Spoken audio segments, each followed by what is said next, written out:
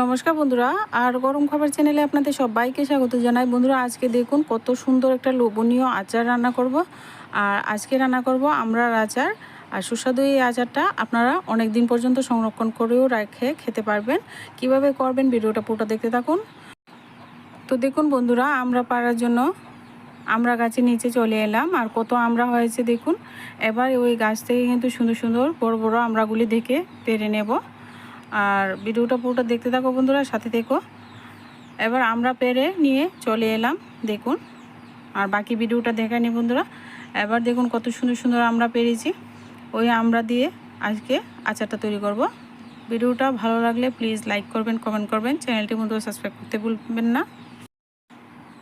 প্রথমে আমি এখানে আমরার খোসাগুলি ছাড়িয়ে নেব। খোসা ছাড়ানোর জন্য আমি কিন্তু এইভাবে খোসা ছাড়িয়ে নিয়েছি। আপনারা কিন্তু বটি দা দিয়ে খুব সুন্দর করে কিন্তু খোসা ছাড়ানো যায়। আমরা কাটার সময় একটা আলাদা কাপড় নিয়ে নেবেন। আমরা থেকে কষ বেরোলে কিন্তু হাতটা মুছে নিয়ে তারপর কিন্তু আমরা কাটতে হয়, না হলে কিন্তু হাত কেটে যায়। এবার দেখুন আমি আমড়াগুলি ভালো করে ধুয়ে প্রেস করে নিয়েছি আর জলটা শুকিয়ে নিয়েছি। এবার আমি ছুরি দিয়ে কিন্তু কেটে নিচ্ছি। তো আমি কিন্তু আটি সহকারে কিন্তু আচারটা তৈরি করব। আটি সহকারে তৈরি করলে আচারগুলি একদম গলা গলা হবে না, একদম আস্তে আস্তে থাকবে। আপনারা চাইলে কিন্তু আটির সাইড দিয়ে কেটে তারপর কিন্তু আচারটা তৈরি করে নিতে পারেন। তো দেখুন বন্ধুরা, আমি এইভাবে কেটে নিচ্ছি আটি সমেত। আমরা কাটা হয়ে গেলে এবার একটা পাত্রে নিয়ে নিচ্ছি।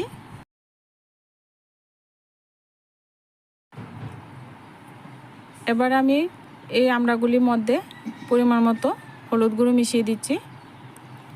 আর দিয়ে দেবো পরিমাণ মতো লাল লঙ্কার গুঁড়ো, দিয়ে দেবো পরিমাণ মতো লবণ। লবণ কিন্তু আচারের মধ্যে আমরা পরে ব্যবহার করব, এখন অল্প পরিমাণে দিয়েছি। এবার সমস্ত উপকরণ ভালোভাবে এইভাবে ঝাঁকিয়ে ঝাঁকিয়ে মিশিয়ে নেব, যেন প্রত্যেকটা আমড়ার গায়ে এইভাবে লবণ, মরিচ, হলুদ এইভাবে ভালো করে মিশে যায়। আপনারা চাইলে কিন্তু এখানে হাত দিয়েও করতে পারেন, এইভাবেও করতে পারেন। এবার দেখুন কতটা লোভনীয় লাগছে, মনে হচ্ছে এক্ষুনি খেয়ে ফেলি। তো একটা কিন্তু আমি বন্ধুরা অসাধারণ লেগেছে খেতে।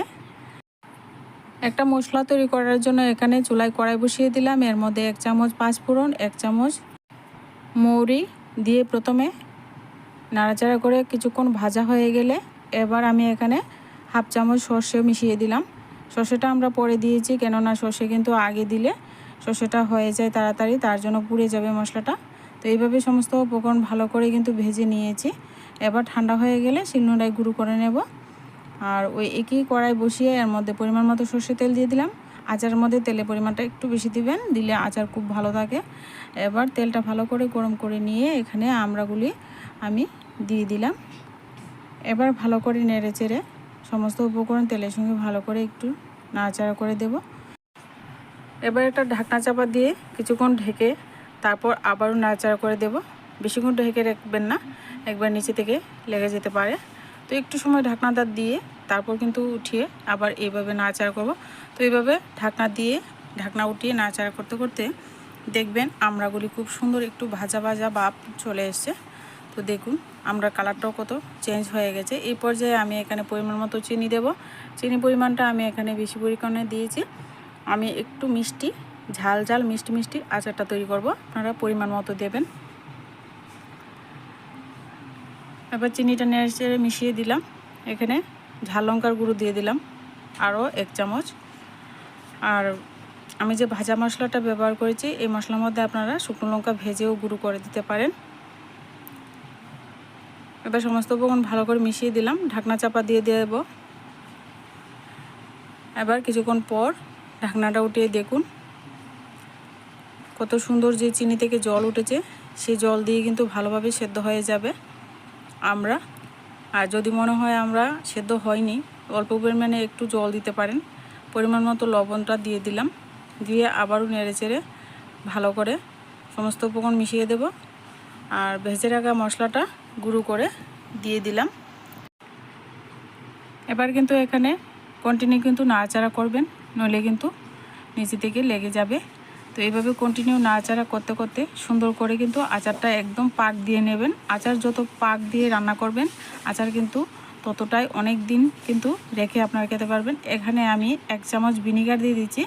ভিনিগার দেওয়ার কারণে কিন্তু আপনারা 1 মাসের মতো সংরক্ষণ করে এই আচারটা বয়মে ভরে রেখে খেতে পারবেন। তো এবার ভালো করে আবারও কিছুক্ষণ নাড়াচাড়া করে নেব সমস্ত উপকরণ। বন্ধুরা, যদি চ্যানেলে নতুন হয়ে থাকে চ্যানেলটিকে সাবস্ক্রাইব করে দিয়ে চ্যানেলের পাশে থাকবেন। দেখুন আমরা সেদ্ধ হয়ে গেছে। এবার আরও কিছুক্ষণ একটু নাড়াচাড়া করে নেব। দেখবেন আস্তে আস্তে খুব সুন্দর একটা কালার চলে আসবে আচারের মধ্যে, তখন বুঝে নিতে হবে যে আচারটা একেবারে রেডি। তো দেখুন কত সুন্দর একটা কালার এসছে। এবার কিন্তু আমড়ার আচার সম্পূর্ণ রেডি হয়ে গেছে। আর দেখুন কতটা লোভনীয় হয়েছে। এবার আচারটা নামিয়ে পরিবেশন করে নেব।